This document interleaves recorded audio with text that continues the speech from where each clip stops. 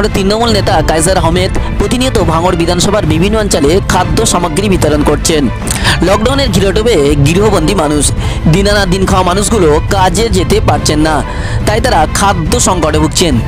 কিন্তু তাদের সেই খাদ্য সংকটে মেটাতে প্রতিনিয়ত তাদের বাড়িতে বাড়িতে খাদ্য পৌঁছে দিচ্ছে ভাঙড় 1 নম্বর ব্লকের তৃণমূল কংগ্রেস সভাপতি কায়সার আহমেদ।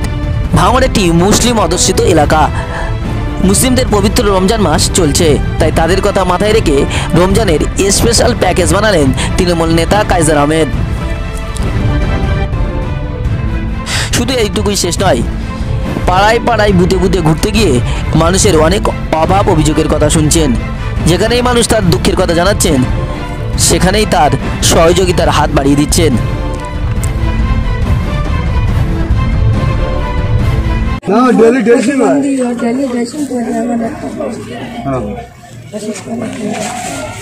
লোকের কাজ নেই, কর্ম নেই, লকডাউনে সব বাড়ি বসে রয়েছে। তারপর অনেক মানুষ মানে হাত পাততে পারছে না, লোকের কাছ থেকে নিতে পারছে না মান সম্মানের দায়ে। তাই আমরা গাড়ি করে নিয়ে বেরোচ্ছি। তাতে করে দুটো জিনিস হবে, এক তো ওই মাল দিতে গিয়ে সব হুড়োহুড়ি করে, সেখানে লকডাউনের যে নিয়ম সেগুলো আমরা অনেকটা ভায়োলেট করি, সেখানে হয়ে যাচ্ছে।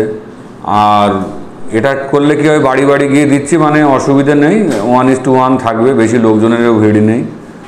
আর এগুলো চলবে, এখন লকডাউন চলবে, লোকের এখন কাজকর্ম নেই, আর্থিক অবস্থায় অনেকটা একটু টান পড়েছে।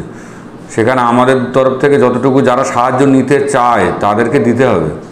সমাজের যারা দায়িত্ব রয়েছে তাদের প্রত্যেকের উচিত এই সময় মানুষের পাশে দাঁড়ানো।